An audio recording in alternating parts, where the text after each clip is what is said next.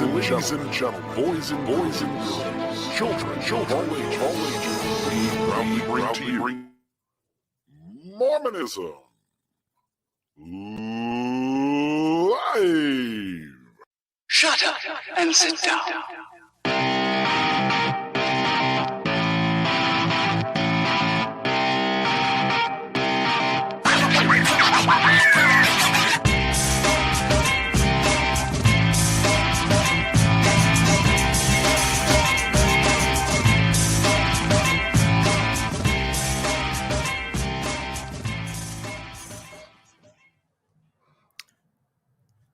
Guten Abend, mein lieber Freund. Hey, how are you doing?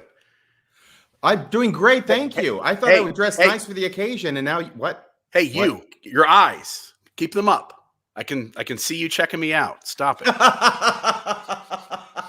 Your eyes checking you out. Oh my gosh! Here I'm trying to be professional, and I was not anticipating what you would be wearing tonight, Mr.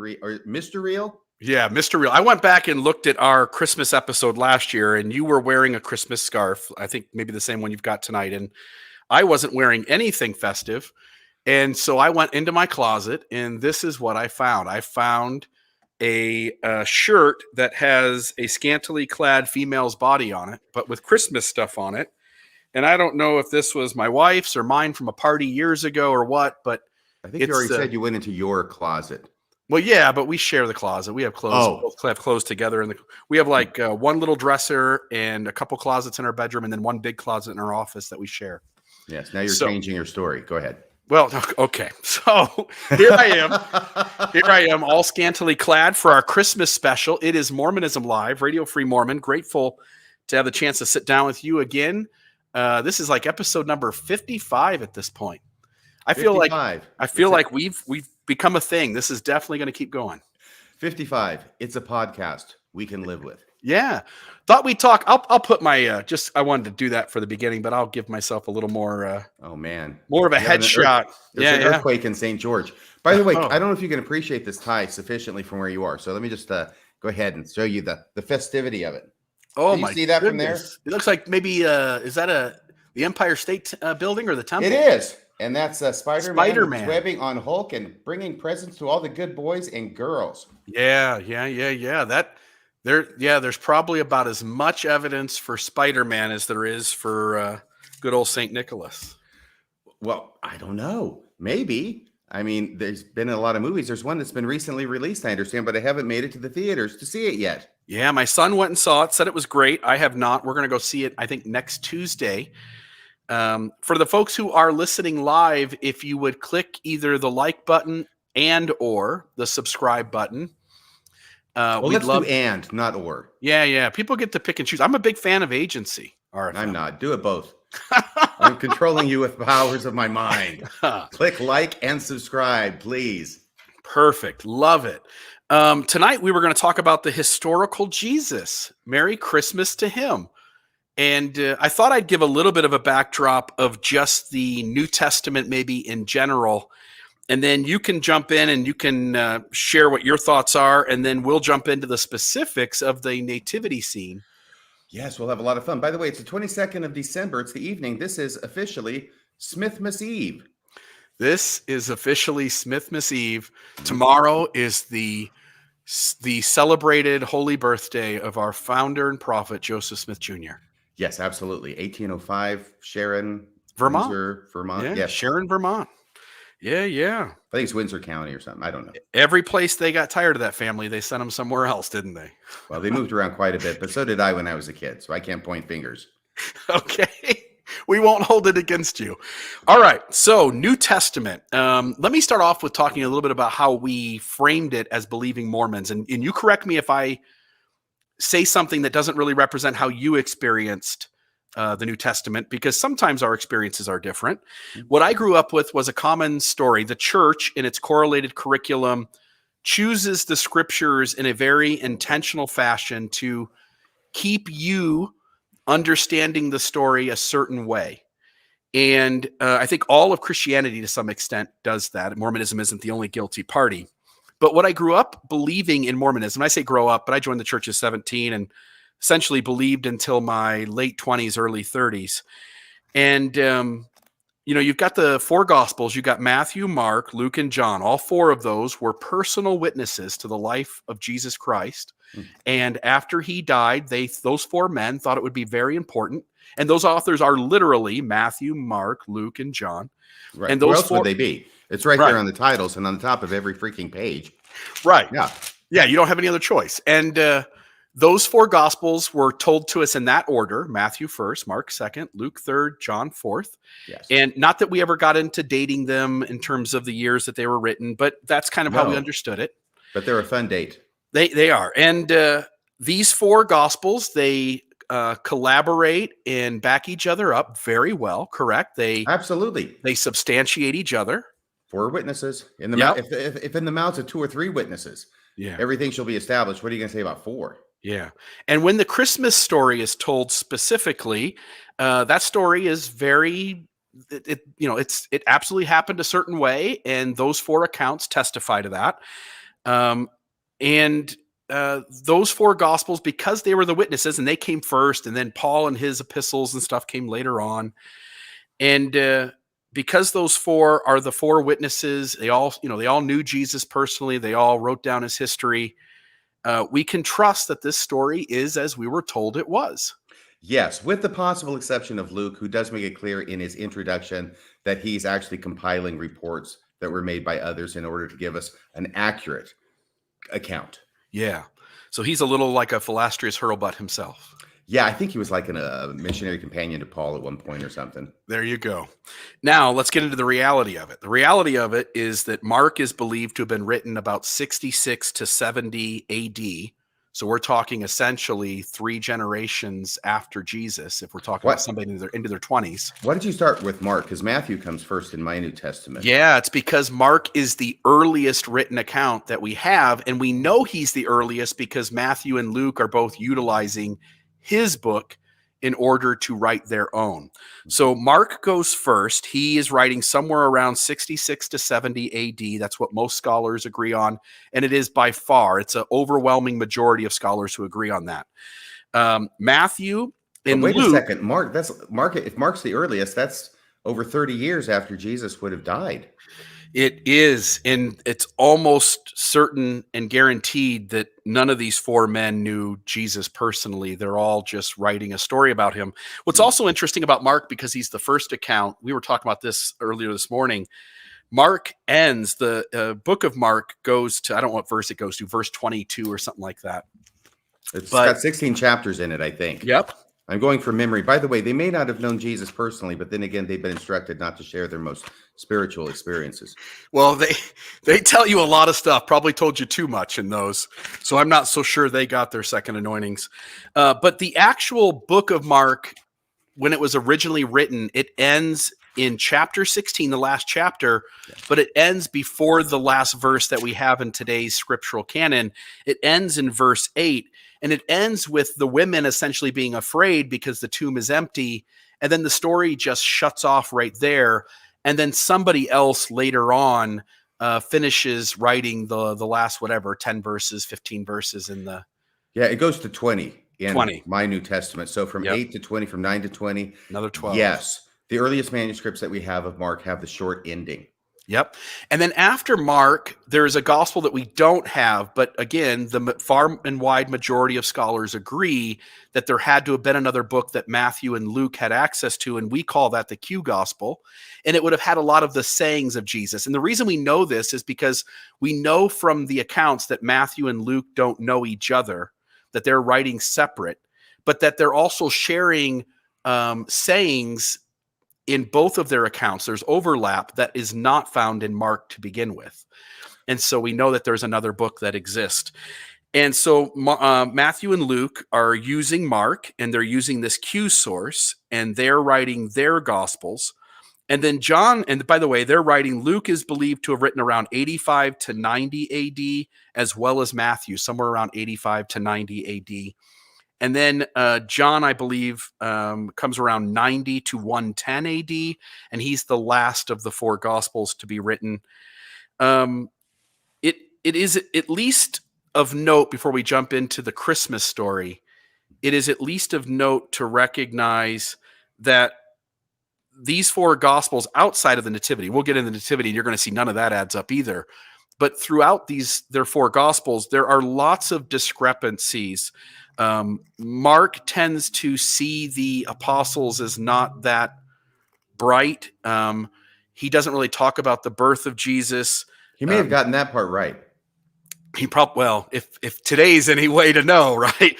If modern apostles are any way to know how ancient apostles might have been. A little Christmas zinger there. Yeah. But I'm trying to think what I was going to say. Sorry. No, that's okay. It's that, they're disagreeing with each other on how smart and well-behaved the apostles are. They're disagreeing with each other, not only on the birth, which we'll talk about here in a minute. They disagree on how the events happened. For instance, I think it's Luke that's got the Sermon on the Mount. Maybe it's Matthew. The Sermon on the Mount. And Luke has it on the plains. A smaller version, which takes bits and pieces that we find in the sayings on the Sermon on the Mount, and it's called the Sermon on the Plain. Yeah, right? so it happens in two different locations. Yeah. And also, from when Jesus was divine, Matthew have him kind of turning into divine, or Mark has him turning into divine. Matthew and Luke have him kind of divine from birth.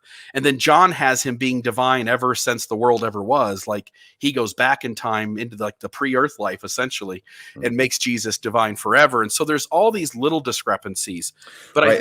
I was just going to say, Mark has Jesus become the Son of God when he's baptized. And the voice comes and says, it is. Thou art my son, today have I begotten thee. That's it. So Mark at baptism, Matthew and Luke at birth, and John goes even prior to birth and says it always was. The word, the word was God and with God and all that good stuff. Gotta love the word. Yep. Another couple little notes. Jesus was a Jew in Mormonism, and in the rest of Christianity, we have Jesus being the first Christian. He's Scandinavian in Mormonism, isn't he? He's a little white European. He comes from a privileged status, doesn't he? Well, yeah, and he's very good looking. At least I find him attractive. He is. We'll see a picture of the historical Jesus sometime tonight. But a real picture? Well, yeah. Oh, yeah. It's a photograph. Actually, they didn't have photos back then. It's what do they call that? A daguerreotype or something? Yeah, that's right. That was before photographs. They had those 2,000 years ago.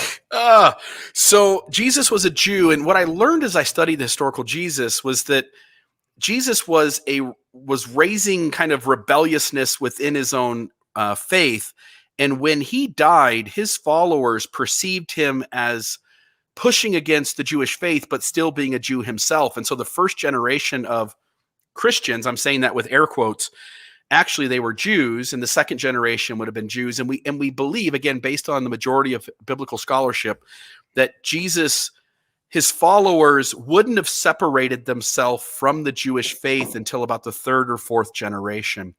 And so we often in Mormonism and in the rest of Christianity, we frame Jesus as the first Christian and his immediate followers that are in real time following him, stepping out of the Jewish faith and starting this new religion, Christianity.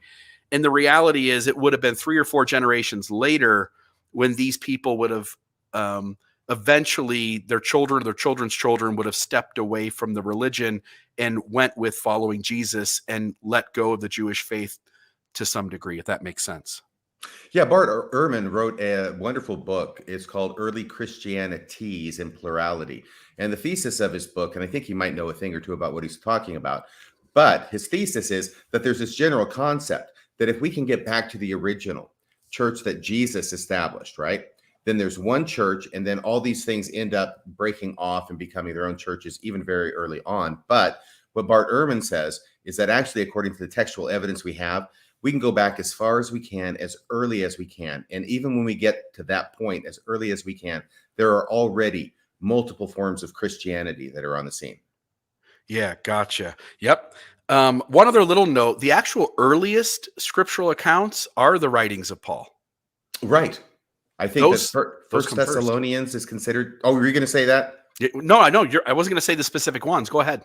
Oh, yeah. I think that First Thessalonians is considered to be the earliest writing that we have that's in the New Testament, the 27 books of the New Testament at this point.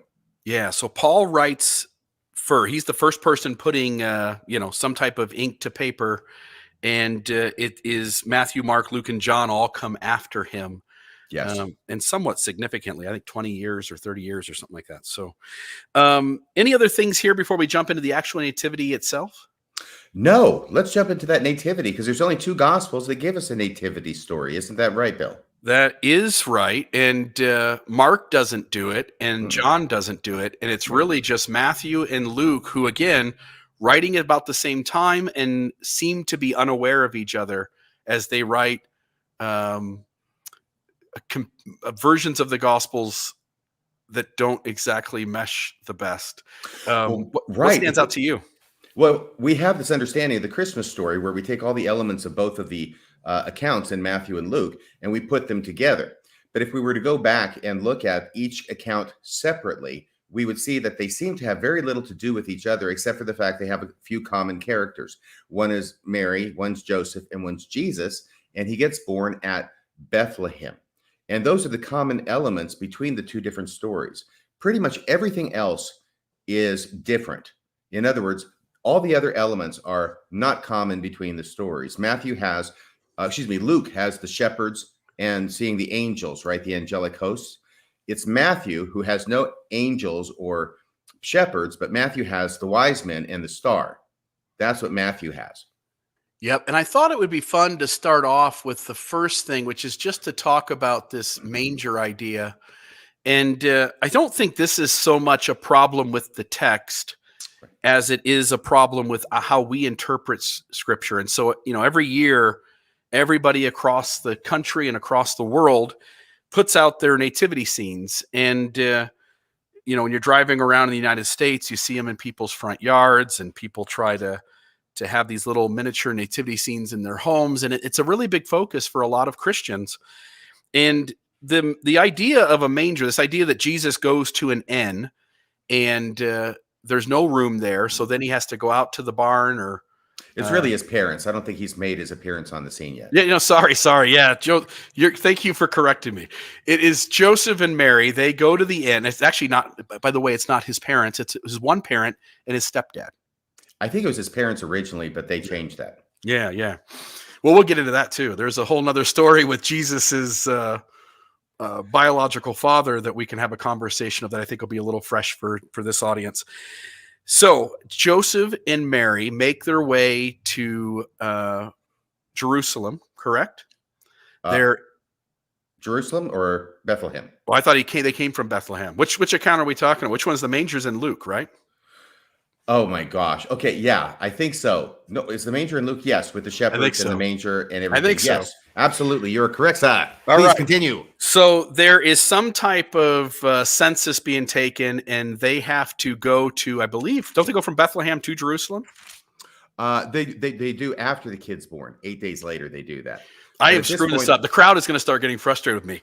I can't get over this comment that somebody made saying that I look like their mental image of Scrooge.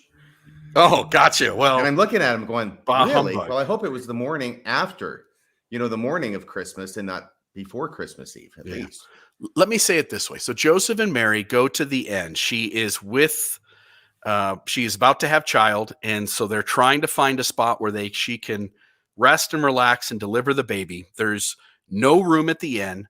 And so they end up going back to the barn where there's a bunch of animals. And the trouble is that we take this word, and I don't know how to pronounce it, but it's spelled Kataluma. Cataluma. Cataluma, isn't that like an island off of California? Cataluma. Is that where they were? No, that's not exactly where they were. It's a very nice place unless you're Natalie Wood. It might be, unless maybe it's in the Q gospel, Natalie Wood. So I'm sorry. No, that's okay. That's all right.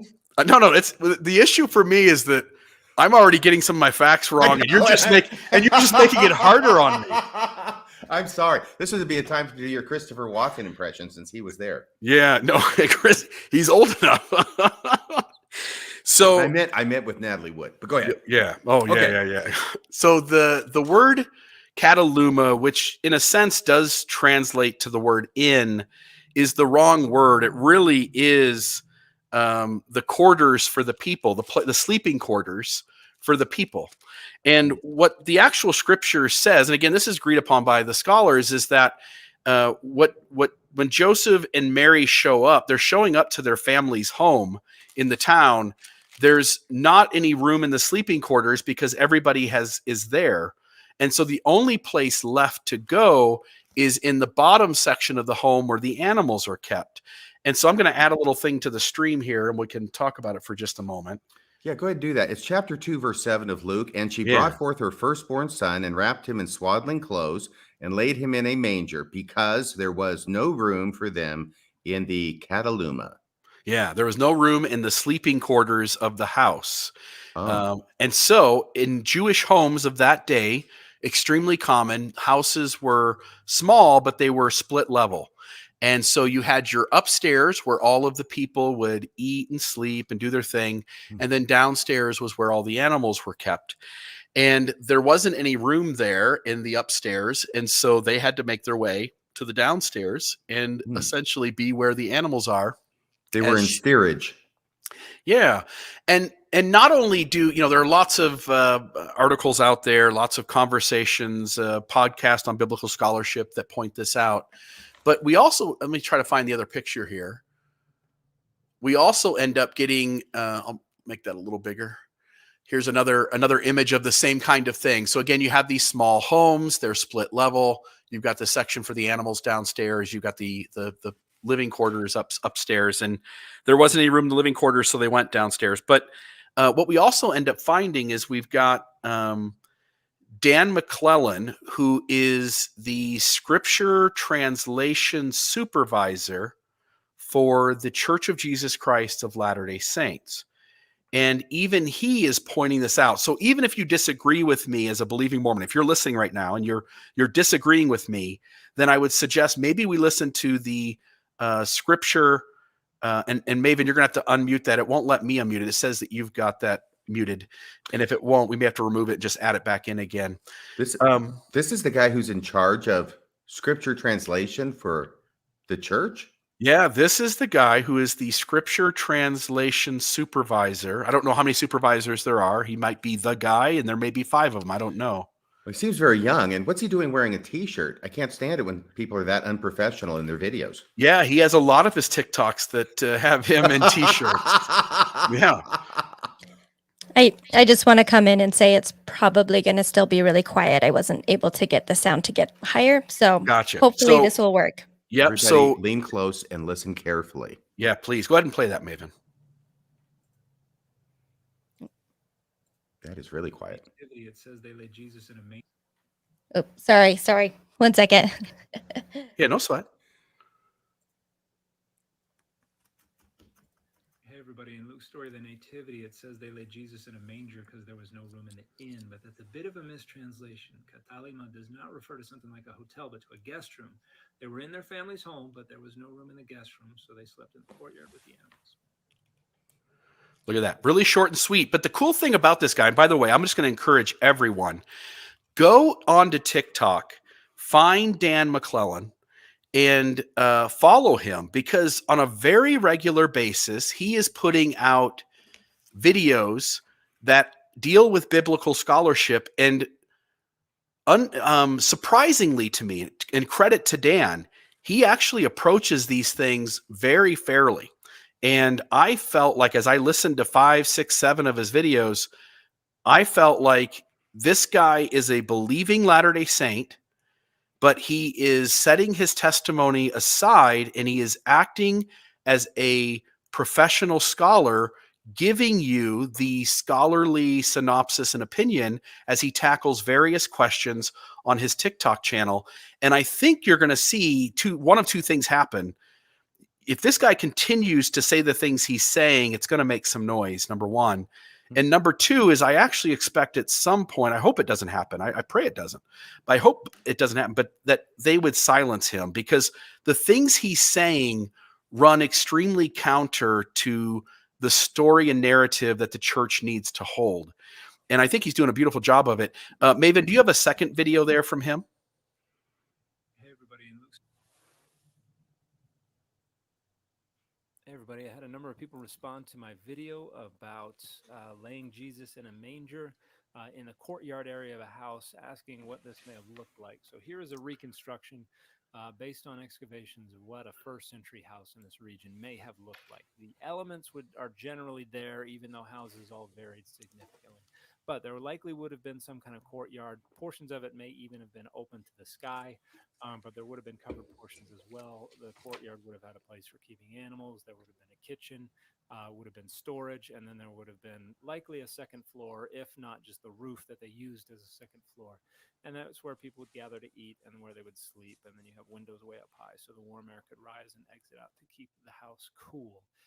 So when it says that there was no room in the guest room, it meant no room upstairs. And so Jesus and Mary in the tradition would have had to have stayed downstairs near where the animals and the storage and things were kept. And then I want to play this one other one just to show how interesting he is in the things that he says. And so if you'll put that third one on. Hey everybody, our traditional account of the Nativity is a mashup of the accounts of Matthew and Luke, but they really don't fit together very well. And one of the biggest problems is timing. Matthew sets everything in the days of Herod, who died in 4 BCE. Luke starts off that way, but begins chapter 2 by saying Augustus wanted to tax the whole world, and so had Quirinius, governor of Syria, conduct a census in Judea. Now, there was a Quirinius who became governor of Syria in 6 CE, following Herod Archelaus' deposition over rule of Judea. This created a new Roman province in Judea, and Quirinius conducted the census so they could know how to tax it. This would not have involved someone from Nazareth, however. Nazareth was outside of Judea. So Luke is expanding the tax in order to rope in Nazareth. It would not have required anyone to travel, which would have been phenomenally disruptive. He's doing this, he's changing the story because he needs to account for how someone from Nazareth could have been born in Bethlehem. So I want to talk about that for a moment. I want to put us back up on the screen here in a larger way. So Dan McClellan has a number of these videos on TikTok. He has about, I mean, I didn't count them, but you can go scroll down forever. I never got to the end of what he did. I'm going to guess there's 1,000 videos there. Wow, this is like the modern version of the McClellan collection. Yeah. Except we're allowed to listen to it, right? Instead of not allowed to read it, right? Yes. For now. He says a lot of things there. First off, he acknowledges that Luke and Matthew don't add up. Now because he holds the position he does, and because he's trying to approach these Q&A TikTok videos from, here's a question, let me answer it from a scholarly perspective, he never gets into Mormon theology, or very rarely does. And he does tiptoe a little bit around that kind of stuff. But if you have Matthew and Mark who are having deep discrepancies with each other, at least on the nativity scene that he's talking about, the birth of Christ and not necessarily the nativity scene, but the whole early birth story and early couple of years of Jesus's life, those have implications. If you start saying that the gospel writers contradict each other, then you have to start having a conversation about which ones should you trust, if any, and what that means. And what he also acknowledges at the end, RFM, is that Matthew and Luke are both making attempts to try to get Jesus, the figure of Jesus, to be fulfilling certain prophecies and certain statements in other places in Scripture. And so they start embellishing and altering and adapting the narrative in order to make that happen. But the moment you acknowledge that that's what's going on, you have to start having a conversation about when does that start and stop, and when does the real story actually happen. Your thoughts on what Dan says in those videos? It's a good point that you make there. The deal with the two nativity accounts is that their overriding concern is getting Jesus, or getting his parents, to Bethlehem so that he can be born there.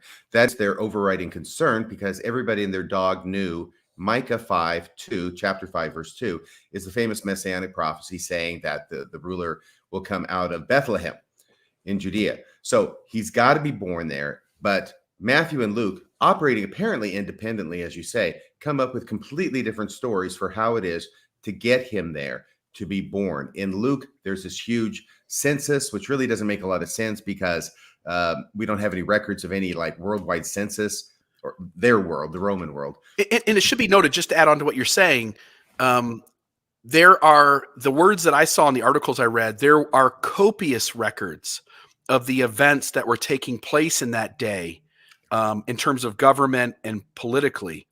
and they recorded all of the major events. And on that front, that couldn't have happened solely for the reason that nobody is mentioning it. Yeah, yeah, you would think that it would be mentioned. It would be a big deal. But this is, I think it's called a MacGuffin, where it's the driving force in the story to make it happen. And if for Luke, it's this census, this taxing, everybody has to go to the city of their fathers, whatever that means, by the way. I have no idea what that means. Yeah. I mean, do you have to go 1,000 years back like Joseph would be doing if he's really a descendant of David? You have to go 1,000 years back, and you have to go to Bethlehem. And does everybody have to go to their father's home city 1,000 years back? It would seem like it'd be very difficult to conceptualize really happening. But they've got to get him there. Luke has to get him there so Jesus can be born in Bethlehem. That's the whole point. Matthew, on the other hand, there's no census, there's no taxing, there's no nothing like that. In fact, Matthew's account presumes that Bethlehem is the hometown of Mary and Joseph. That's where they live. And that's why Jesus is born there. And whereas Luke has them returning back to Nazareth. You see, Luke, it's from Nazareth down to Bethlehem for Jesus to be born. Then they go back to Nazareth shortly thereafter because that's their hometown. Matthew has nothing about Nazareth beforehand. Instead, the scene opens with him in Bethlehem and the wise men come. And it's pretty clear from the passage that Jesus is not a little baby at the time. He's 2 years old by the time the wise men show up. So he's been born there. Jesus has been born in Bethlehem. He's lived there for at least 2 years before the wise men show up. And then it's only after that they go into Egypt in order to escape Herod's wrath. And then when they get the all clear, then they come back and then they go to Nazareth. So they have to account for two things. The first thing is to get Jesus born in Bethlehem. The reason it's difficult is because Jesus was from Nazareth, and everybody knows that Jesus is from Nazareth.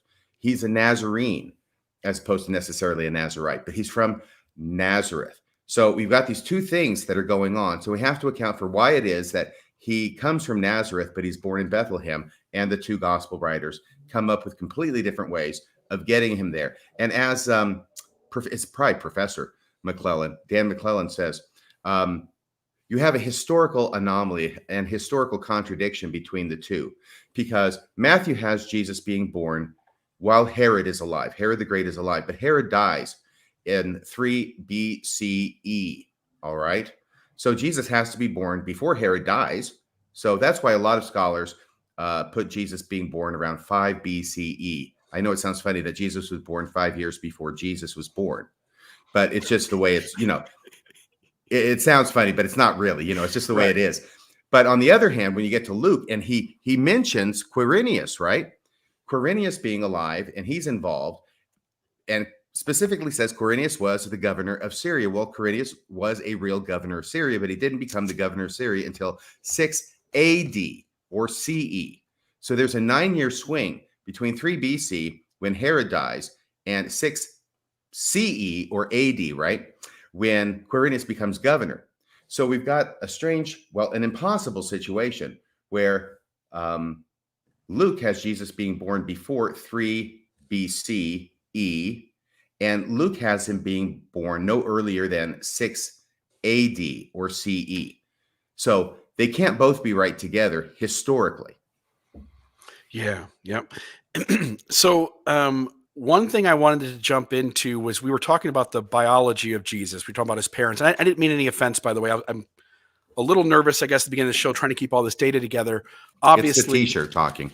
Obviously, a stepfather is still a parent to a kid, but we were talking about biological parents and this idea that Heavenly Father, is the one parent, and Joseph is. And by the way, if RFM, if your girl you're dating, the girl you're dating just told you that she became pregnant from God, you're not the dad, and then after the birth, 3 men show up to give gifts. That'd make you a little nervous, wouldn't it?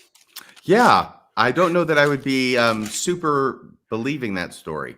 Joseph was a better man than I am. Yeah, absolutely. But as we talk about we were talking about this morning as I was going down the road to work and you had called me and we were talking, that we actually have some stories about Jesus's earthly father, not Joseph, by the way. But do you remember the guy's name? Celsus. Or the guy's father. Well, Jesus is the proclaimed, the suggested father for Jesus in the early criticism of Christianity. Right. Well, it seems a suspicious story. So, at a rather late date, probably second century, a guy named Celsus writes a story which may or may not have been his own creative writing, or he may be passing along a tradition that he has heard that Mary became pregnant by a Roman soldier named Pantera. Pantera. Pantera, I think is the name. Yeah. So, yeah. yeah. Yep. That's the story. Yeah. And in fact, I'm going to move the thing over. We actually have some evidence that this guy actually existed. This is believed to be, let me put it up on the screen here. I don't know. See if I can make this a little bigger. What is that you have? Sorry, you're trying to. Sorry, give me just. I'm distracting you. No. I'm distracting me. I'm not doing. So this stone right here, Jesus's father Pantera, in 1859, a gravestone was found in Germany. The name on the stone was Tiberius Lulius Abdus Pantera. He served in the unit Cohors 1 Sagatorium. He had served in Judea before going to Germany. The name, and again, I'm pronouncing all this stuff wrong. I'm really sorry for that. But Abdus is Jewish for servant of God, therefore stating he had a Jewish background. And that's the full name of the person. And the account, by the way, the account written, it says here about 178 CE or AD. It says Celsus was the proponent of the idea. So this isn't, it's a little less than 200 years after Christ.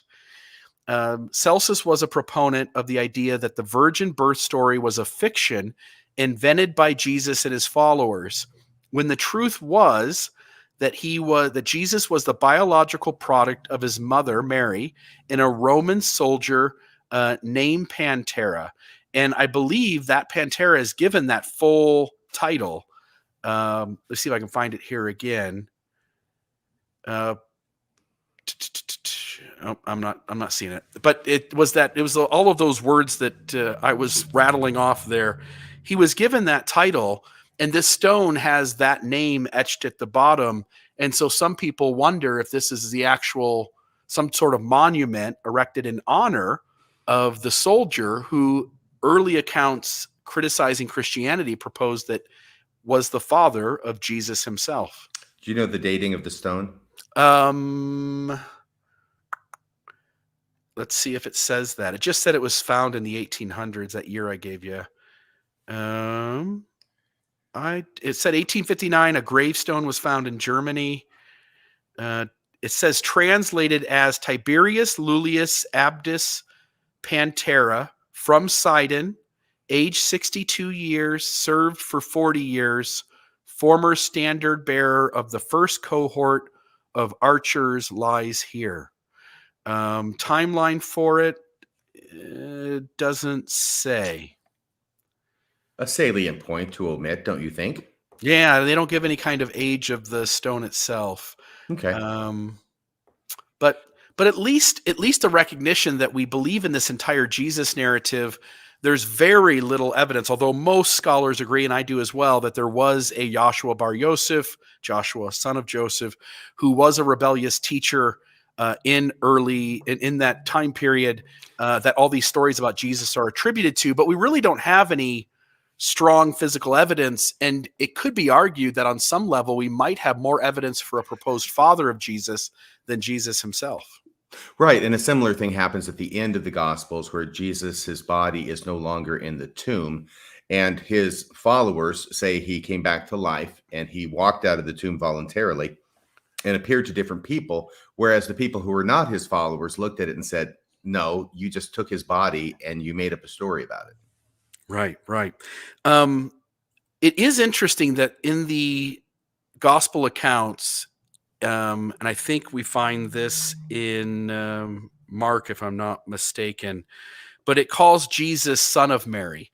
And the custom of the day was to call each person by their relationship to their father. So it would be Joshua bar Yosef, Joshua, son of Joseph. But in some of the gospel accounts, Jesus is referred to as Jesus, son of Mary, which would have indicated to anybody hearing that he was the illegitimate child, that Joseph wasn't his father. And while the scriptural accounts try to attribute the Holy Spirit or God being the father of Jesus, if we were to take a rational perspective, and we would acknowledge through the criterion of embarrassment, which we can talk about for a moment if you want, but through the criterion of embarrassment, acknowledging that Jesus was an illegitimate child adds some credibility to the story, because it's the last thing anybody really wants is to have to deal with that. True. And if you were to take two possibilities of a woman being pregnant out of wedlock, that she had sex with somebody other than her husband and conceived, or God came down and somehow miraculously impregnated her with God's own son, then one of them probably seems more likely than the other to most people. Yeah. And maybe a little bit of a detour here. I think you would agree with this. And I know that the wording, people would have to go back into the original sources and look, but early Mormonism, Brigham Young and others made the argument through their sermons that Mary became pregnant from, I'm going to say Heavenly Father, but when we're talking Brigham Young, that can get complex too, right? Well, we know who Heavenly Father was for Brigham Young, yes. So, but Brigham said that essentially God came down and got Mary pregnant in the same way that men get women pregnant today. Yes. Yeah. So at least with Mormonism, as you said, like Mary became miraculously pregnant, Mormonism tends to make the argument that we kind of know exactly how that happened. Nod, nod, wink, wink. Right. Literalizing it to the nth degree. Yeah. Because Mormonism often its theology is based on sex, isn't it? Yeah. And in that discourse, it's the same one that's in the Journal of Discourses, Volume 1, pages 50 and 51, where Brigham Young is actually mocking the idea that Jesus was conceived by the Holy Ghost, because he's saying Jesus isn't the son of the Holy Ghost. He's the son of God. Right. Yep. And right. They're trying to solve one problem and end up creating another. Right. Yeah. Which is a big red flag that maybe your answer is wrong. If your solution creates more problems than it solves, it's probably not the right solution. Yeah. So by the I'm sorry. No, I just wanted to concretize this concept, is that between the two gospel accounts, there are two important discrepancies, contradictions, I think. I mean, you could talk about the shepherds and the angels and the magi, the wise men and the star, and those don't contradict each other. You know, you can put them together and have everybody present at your nativity. That they are separate and distinct elements that are not shared between the two, but that doesn't make a necessary contradiction. The two contradictions are one historical between Herod the Great and Quirinius that we already covered, and the second contradiction is textual, which is, how is it that Jesus is at Bethlehem? Either he lives there and he's there for 2 years until the wise men show up after he's born there, or as in Matthew, or as in Luke, he lives in Nazareth and he only came down there briefly in time to get born and then go back. After 8 days, he's circumcised at the temple. There's the encounter with Simeon and Anna. And then there's actually the verse in Luke that says that right after that, they went back to Nazareth. Yeah. So you've got all of these travels that are necessary and all of these time periods elapsing, and they're so different in the two accounts that you really can't reconcile them at all. Right. And so, I mean, Luke is the one that is always gone to, it seems to me, and somebody had raised that point or that question, why is it always the Luke version of the Nativity that gets read? And it seems to be, I don't know if that goes back to Charlie Brown's Christmas, when Linus takes the stage at the end and gives a somewhat edited version of the Lucan story, and no reference to Matthew. So it's just talking about the shepherds and the angels and on earth peace, goodwill to men and all that stuff, right? Yeah. But it doesn't talk at all about the wise men, because that's in Matthew. Yeah. Yeah. And, you know, that whole idea of going away for 2 years because there's the slaughter of the innocents, anybody 2 and under, Jesus has to hide for a while. And all that's just Matthew, right? Yeah. No. Yep. Yeah. Maven, do you have something? I wondered, yes, if I could just jump in. And this was something that I didn't think of till recently. It's just the whole story involving Mary, especially with as young as some scholars think she is, just brings in several another months shy issue. of her 15th birthday, right? Yeah, that's Exactly. And just again, where consent comes in, especially informed consent, will, really understanding what's happening to her, God would know perfectly well how much she is able to understand of that. And I don't know. So it's a problem for me now that was never a problem for me before. Yeah, Mary is believed to be a young teenager. She's about the age of Juliet. Yeah, how old was Juliet? Well, nobody knows because she's kind of a fictional character. Yeah. But and I don't know that there's actually any clues in the text, but generally maybe 14. Yeah. Yep. So let me read a couple things here. These are things that you've already kind of said, I think, RFM, but I want to say them differently in a sense so that people are kind of getting the chance to kind of hear these data points and make sense of them by having more than one way told of it. So inconsistencies in the narrative. Matthew and Luke, the only Christian gospels which give us the virgin birth story, which, by the way, was interesting that here they are writing separate from each other, and they both come up with a birth story. Again, Mark doesn't really touch that. And so it's another evidence that we're talking about a Q gospel existing and maybe saying some things that these guys are both picking up on. Matthew and Luke, the only Christian gospels which give us the virgin birth story, contain problematic details both internally and in comparison to each other. For example, it's been pointed out often that Luke's dating of the census, while Quirinius was governor of Syria, in Luke is problematic. You've mentioned this. There are also difficulties when the accounts are compared to each other. The two genealogies don't exactly reinforce each other, and there's a number of striking differences when compared alongside each other.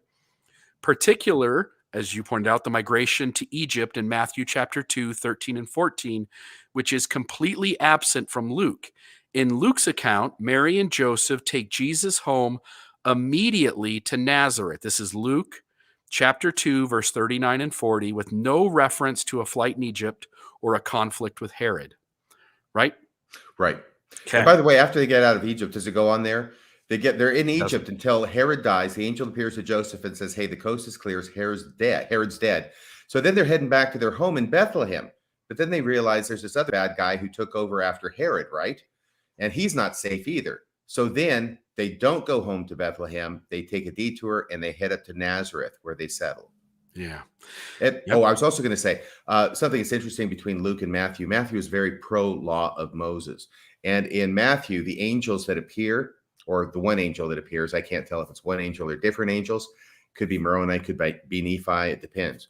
But there's, I think, 3 angelic visitations, but they're all to Joseph. It's the man who gets the angelic visitations. In Luke, you have the angel. There is an angel appearing, to, I think, to, oh, wait a second. I'm so sorry. Zacharias, right? Mm-hmm. The father of John the Baptist, because we get that story first in Luke.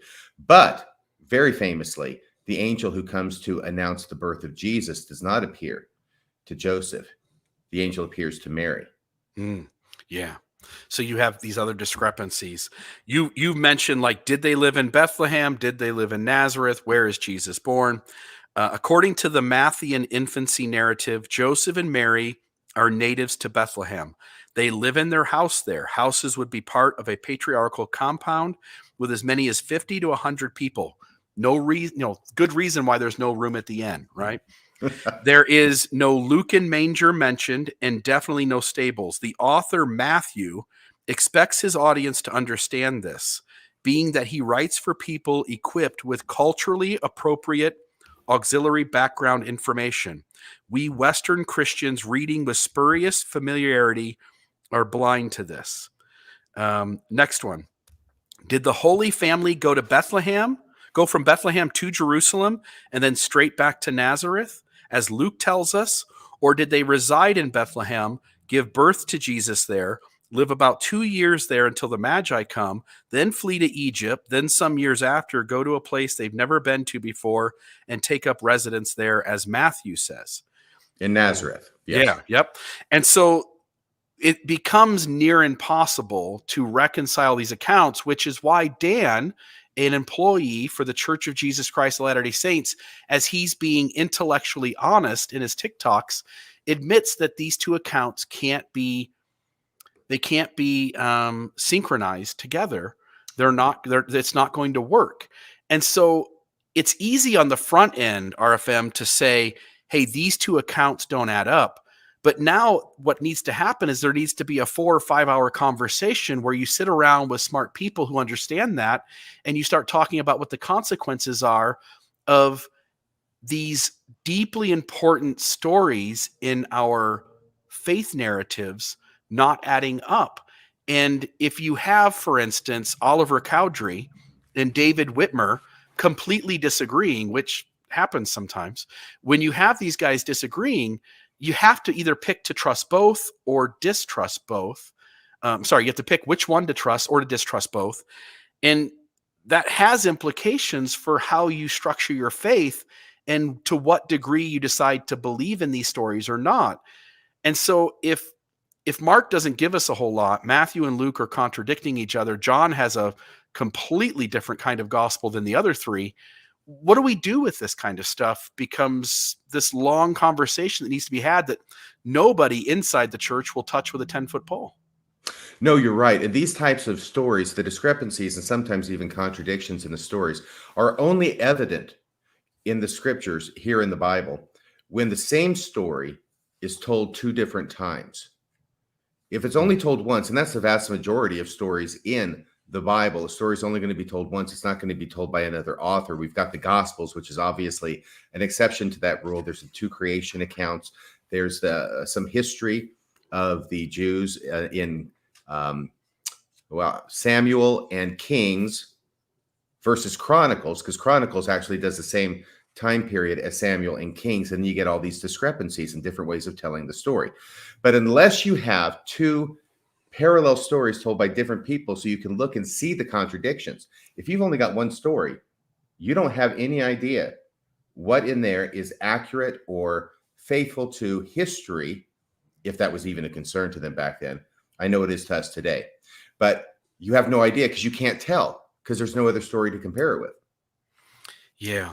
And one of the thoughts that comes to mind is the idea that when Joseph Smith created Mormonism in the 1830s, he lived in an age of, while not the internet, there still was journalism. There still were newspapers. There still were people recording events and putting down the alternative perspective, the critical perspective.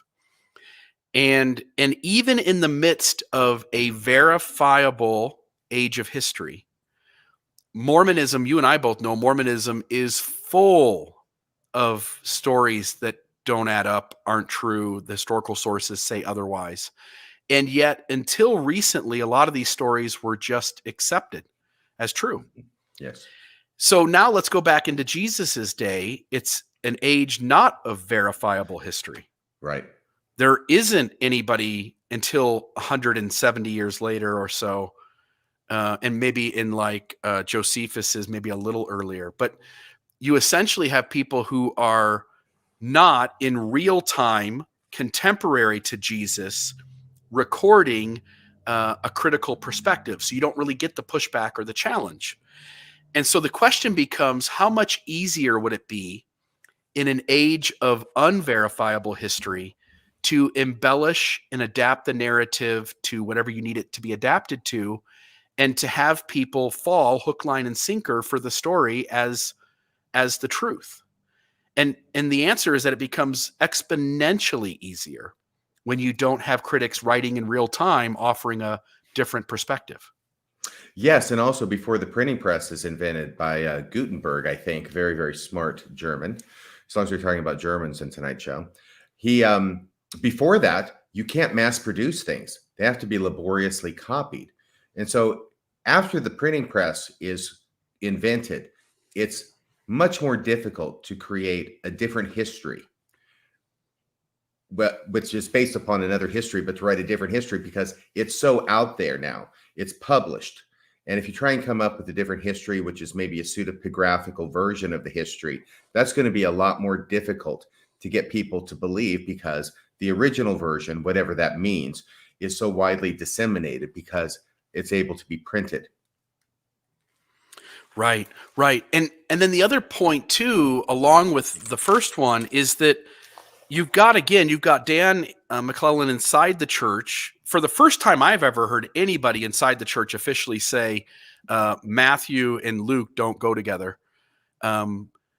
If you accept what he's saying and you understand the data behind the historical Jesus, and you recognize that these four gospels on the birth of Jesus aren't agreeing with each other and these stories are contradicting each other, then the next logical question that I want to ask is, as we go through the rest of these gospel accounts, once we already understand that these authors are willing to embellish and adapt and change the narratives in order to create self-fulfilling prophecies, essentially, I'm left to assume that that kind of process is happening through the rest. In other words, if they start embellishing the nativity story or the birth of Jesus and get him to be in the right place at the right time and fulfilling these prophecies in the Old Testament, there's no reason to think that suddenly after they get past Jesus's birth and he's 2 years old, they start telling the truth.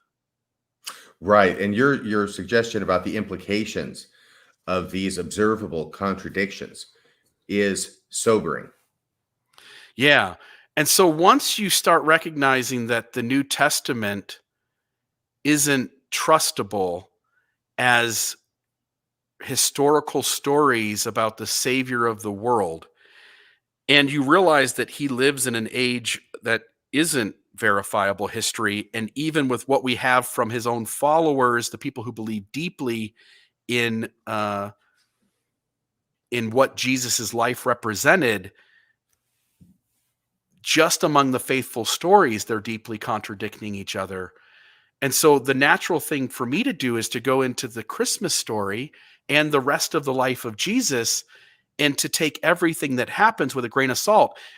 In other words, if we don't know where he was born and how he got to where he got to, and we don't, then why do I have to believe that this person is crucified on a cross, put into a tomb, and 3 days later raises up having paid the price for the sins of all mankind, when that story is just as, I'll use my own word here, fantastical, just as irrational, just as absurd based on how I believe the world to work.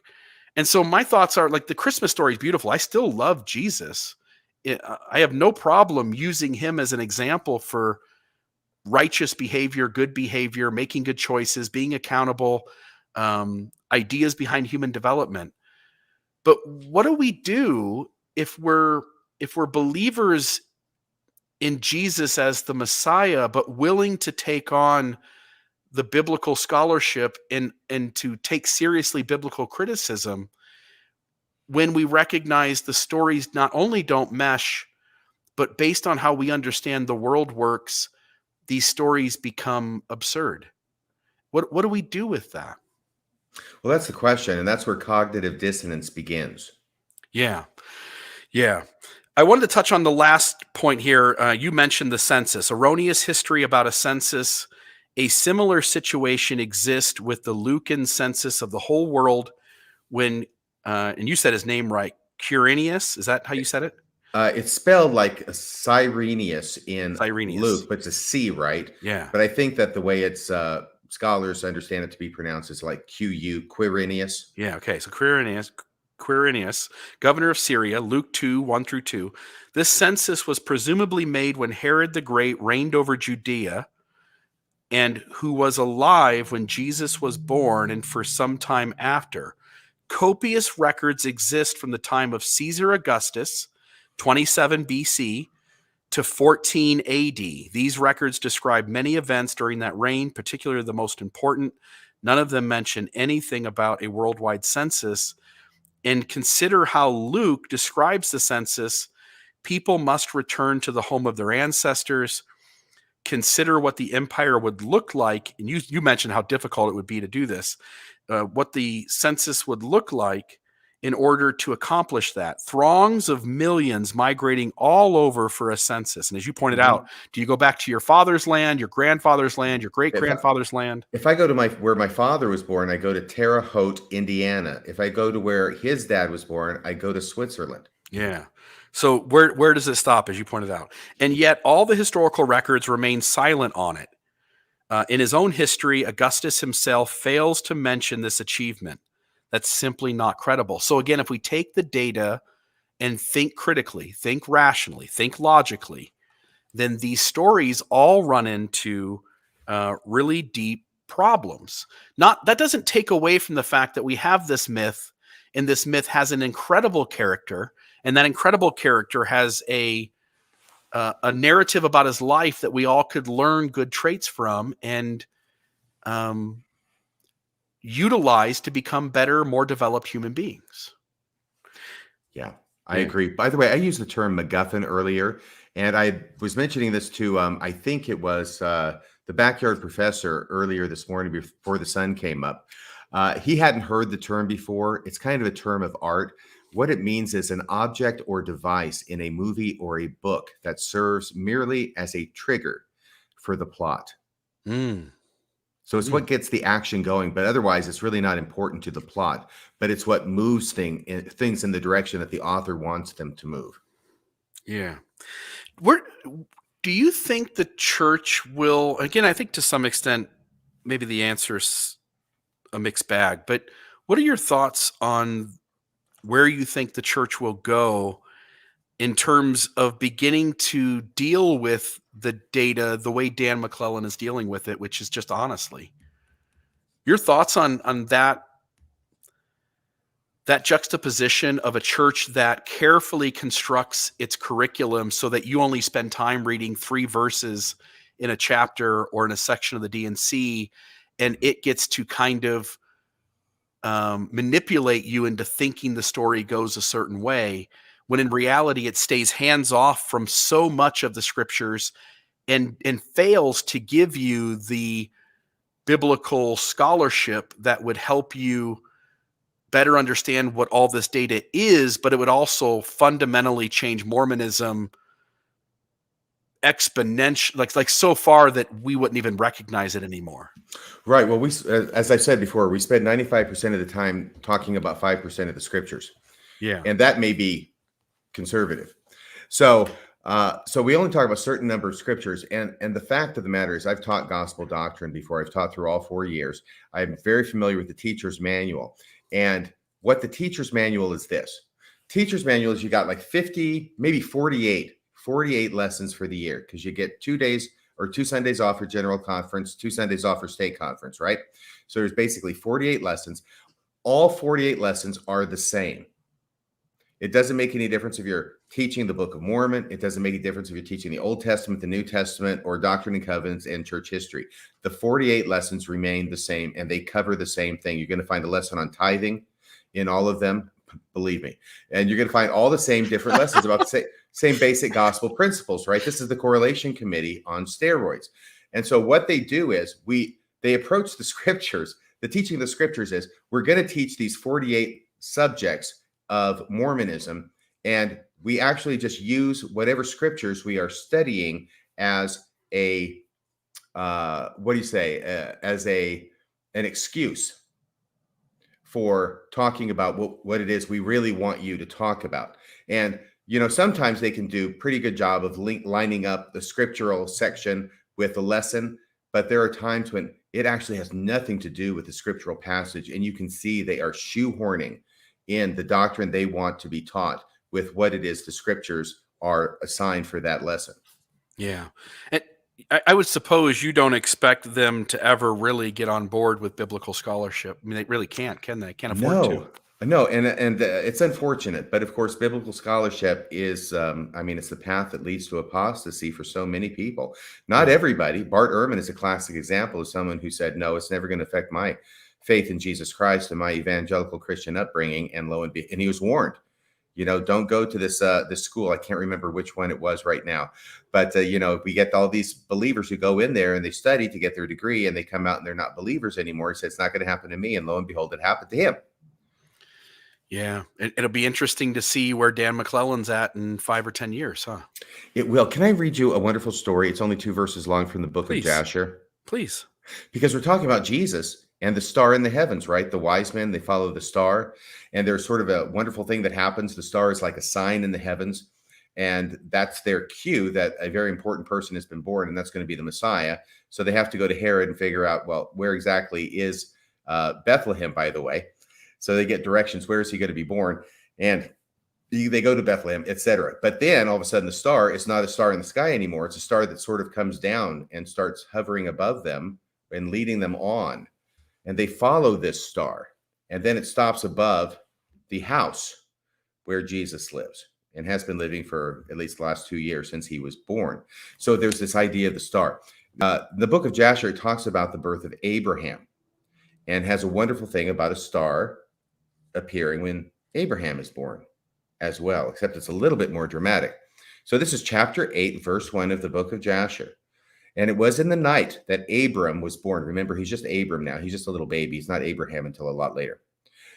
So it's the night that Abram was born that all the servants of Terah, Abram's dad, and all the wise men of Nimrod, because this is in Babylon, and his conjurers came and ate and drank in the house of Terah, and they rejoiced with him on that night, because it's a big feast of celebration. Terah's just had a little baby boy.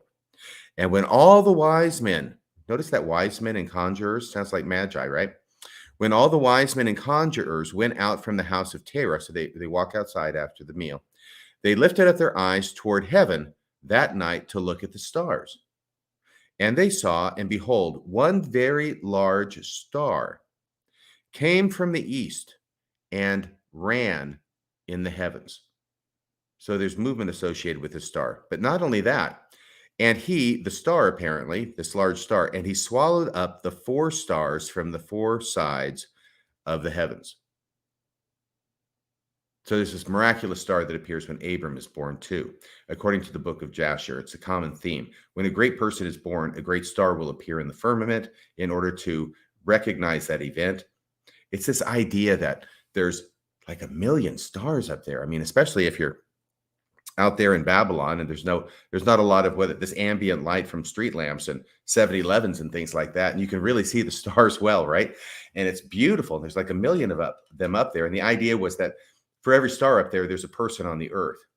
And a star comes into existence when a person is born, and it goes out of existence when a person dies, which is probably the root of why it is the old wives' tale that when you see a falling star, it means death.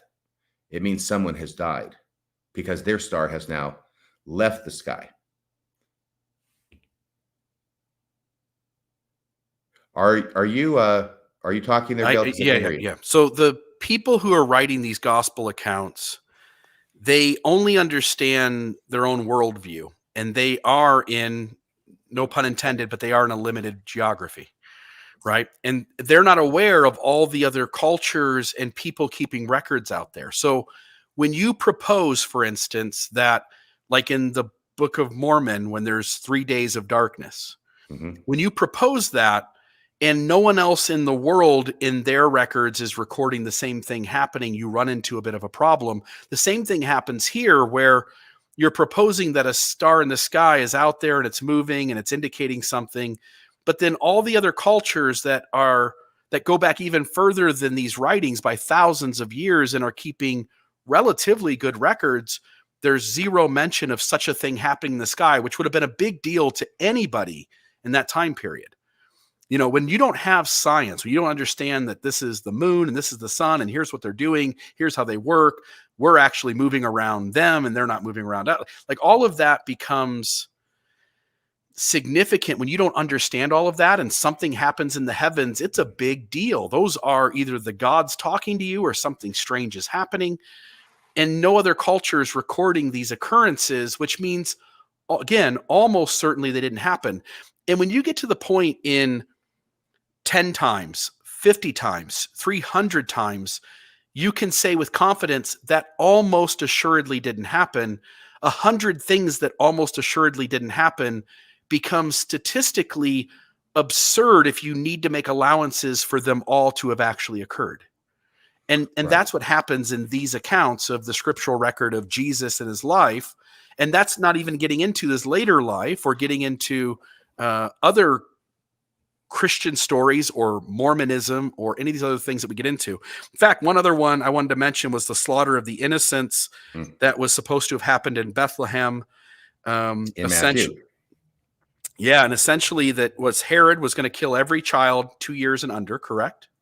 Oh yeah, and that's the whole deal. Because when did this star appear? Is what he asked the wise men. Right. And so to go to Bethlehem, the scholars proposed that the number of people that would have been in Bethlehem at this time would have been less than 1,000 people. And what that means is that the number of 2-year-olds or under you would have been like a half dozen or less. And so even if this event occurred, and there is no record of this event occurring in any sort of historical source, even if this event occurred, I was going to put those up on the screen, Maven. There's a bunch of nativity scenes that are kind of interesting. And so as we're talking, she can throw a few of those up. Even if that event occurred, it almost assuredly didn't, because nobody records it. It would have been, again, not that we should minimize the death of a few babies, right? But it isn't to the amount that these stories seem to portray to us that they are. There's one with former President Trump, and looks like we've got some music stars. Prince Harry. Yeah, Prince Harry from England over there, and he's a ginger. You still got a few animals too, so kind of cool. Yeah, can I say a couple things here? The Please. book that I was using. Oh, you go ahead and show all those. I will say that seemed to be a fight going on amongst the different comments that I saw about the new star. The star being born was Lady Gaga, and somebody says no, it was Barbara Streisand. Well, you're both wrong. It was actually Judy Garland, darling. Yeah. Yes, it was Judy Garland was the star who was born. And the star was somewhere over the rainbow, right? Right.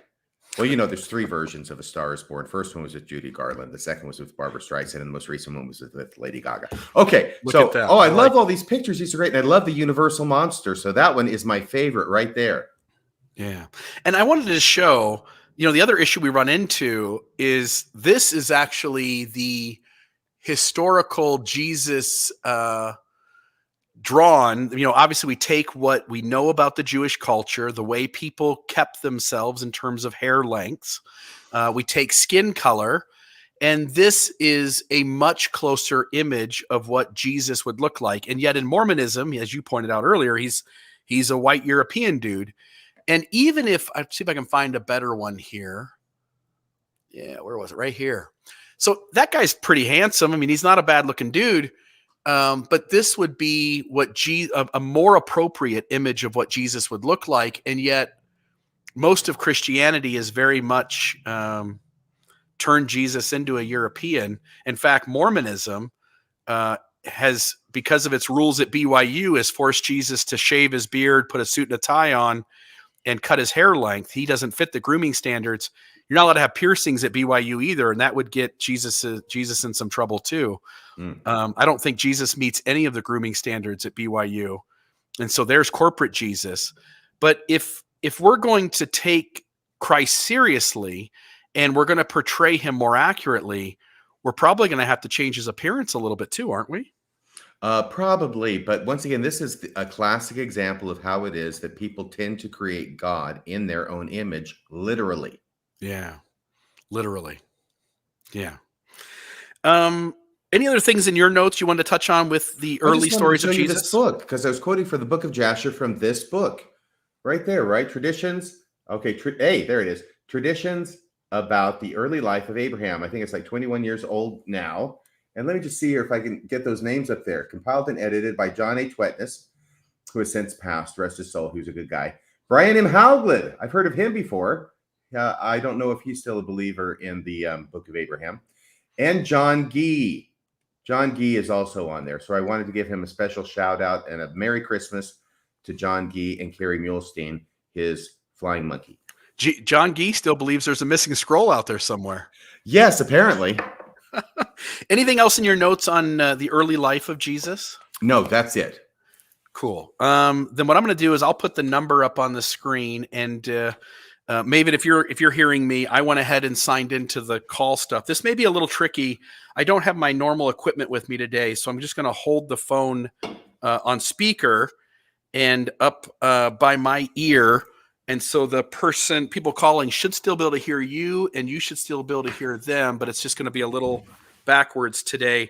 After the first of the year, I'll be home on Wednesdays, and we'll be able to be pretty consistent on what my backdrop looks like. I won't be in the cargo bay here at the warehouse, and I'll be able to kind of take care of the phone calls the right way. So, but anyway, I am in the call studio, Maven. If you want to start getting ready to screen some calls, and I'll put the phone number up, which is, of course, it's the Victory for Satan segment, 662 Mormons, or 662-667 Mark of the Beast, 666, and then finish with a 7 at the end. It's my favorite number. I just got the CD in the mail today, and so I had it set up there, and I don't know that it was very visible, but it's Celtic music, violin, or actually fiddle. Sorry, I think they fiddle up there in the Celt land, but it looks like a violin to me. Anyway, it's going to have some wonderful music, and I look forward to listening to it. Gotcha. And you know who you are. Okay, that person, yes. It is a fun time of year. Like I know I'm being kind of hard on this Christmas story, but Christmas has made up a huge part of my good memories of childhood. I have some fantastic memories as an adult with my own children, with my wife. And I think religion's ability to give us these myth stories and to use them as catalyst to help us sense our own morality and to be better human beings, I think to some degree that works. Now, there's a lot of unhealthiness, a lot of bad mechanisms. There's a lot of stagnating you and keeping you from growing too. But Christmas has Christmas has a warm, soft place in my heart too. It endures, it survives, it captures us. And by the way, I think I need to apologize to Carrie Mulestein, because that was very nice of me to say, especially at Christmas time, that he's John Gee's flying monkey. I think that was beneath me. I think I should probably rephrase that and say that Carrie Mulestein is John Gee's crummy little toady. Okay, I don't know if that's an improvement. You get the reference though? No, I don't, but it doesn't sound nice. Well, I'll leave it to the audience to figure it out. I'm sure they're posting it right now. Yeah, there will be people there. How has Christmas changed for you, RFM, since you now see these stories more through a lens of scholarship and rational thinking? Wow, that's an interesting question. Well, I will tell you that I figured out, by the way, children, leave the room. Parents, get your kids out of the room right now. I'll give you 3 seconds, 3, 2, 1. When I found out that Santa Claus was questionable when I was 12, right? Huge disappointment. And every year I wanted to have that Christmas excitement and spirit that I felt as a kid. And I was disappointed every year when it didn't come and it didn't come and it didn't come. Then I joined the LDS church when I'm 18. I figured that Christmas I'm going to have it again. I don't have it. I'm disappointed once more. And I finally found out that if I could just make peace with Christmas and let Christmas do its own thing and I'll do my own thing, and we don't have to fight. We don't have to fight about it. But I can just sort of accept whatever it is Christmas wants to give to me each year. And if it doesn't want to give anything, that's fine. I am okay with that. And the more I let it go and try not to force it, the more I'm able to feel the Christmas spirit. Not like when I was a kid, but I mean, that's not going to happen. But I'm able to feel more connection with people, more of the holiday spirit. And I enjoy Christmas now more than, and that I'm being actually quite serious. I enjoy Christmas time now more than when I believe the scriptural accounts of the birth of Jesus. Yeah, I'm with you. There's some really cool things that happen among us collectively in our humanity around this time of year. People are a little nicer. Some people are trampling over others to make the Good Friday sale or whatever, but but there also is a greater degree of human acceptance and love and compassion this time of year as well. And some of those things are beautiful. We've got our first caller. It's going to be the Backyard Professor. I'm going to add him in right now. Backyard Professor, is that you? Good evening, my friends. How are we all? Doing good. Let me see if I can turn that up a little bit. Yeah. Are you in your bathroom or something? Are you on No, the John Backyard Professor? I think it's just my equipment, my friend. So go ahead. You want to? You go ahead and tell us Would what you you've like got. me to talk loud? Okay, yeah. I just wanted to tell you two that regardless of what stupid history literalism you are talking about, Jesus loves the both of you, especially you, RFM, you heathen. Yeah. Just don't flush while you're on the air. On Okay. the air, man. That's awesome, isn't it? Yeah. And by the way, it was my dear friend RFM who called me this morning before the sun rose. So he can't blame me when it's him. I object. Other than that, the defense rests, and I love you guys, and I hope you have a fabulous holidays. Perfect. Thank you, you my so friend. much. Backyard Professor is the only person foolish enough to pick up the phone when I call him before the sun is up. But I appreciate it. There we go. Second caller, we've got Nicola back this week. Nicola, you're on the air. Okay. Hi. Yeah. Thoughts on the Christmas story? Okay. I understand all you were saying. I don't know. Hey. I better pause this because I can hear. Anyway, I'm just. Nicola, can you hang on a second? I think we're having a Nicola? technical difficulty. Hey, Nicola, can you pause? Can you make that sound in your background disappear? Is Hello? that where that was coming from? Did you hang up on Nicola? No. Nicola, you there? People go to hell when they hang up on Nicola. I'll try you what. I'm gonna hit the button again. See if, Okay. Nicola, go ahead and try again. Yep. Yes. Okay, let's try again. Basically, history in itself is absolutely messy. And I agree with everything you're saying. And the only thing I'd say is I heard about the Gospel of Thomas when I was going through all of this stuff. But, like, Humpty Dumpty is a flipping canon. And I didn't realise that it was a canon until I went to a museum in Woolwich, and there I am standing face to face with Humpty Dumpty, and it's basically the Cavaliers and the Roundheads, and basically it fell off the wall because the Roundheads basically blew it off the wall, and it fell and it broke. The gun broke, and that's the history. But nobody knows the history of Humpty Dumpty, and I never would have done if I hadn't have gone to. I think the museum's shut down now, but it's Firepower in Woolwich. If I hadn't gone and seen that, I don't know if it was a replica or it was a real Humpty Dumpty canon or what it was. But history in itself is just so messy, and we haven't got any first people accounts, so that makes it even more messy. But I mean, how the heck did it turn into an egg? So yeah, I don't know, Nicola, but you're right. Like, none of history. George Washington wasn't having a trouble with his honesty and cutting down cherry trees either. So essentially, once we recognize that all of it is myth, and very little of our history is contextualized with the actual humanity of that human being who participated in that event, it all becomes a mess, doesn't it? Yeah. All right. Thank you. Thank you.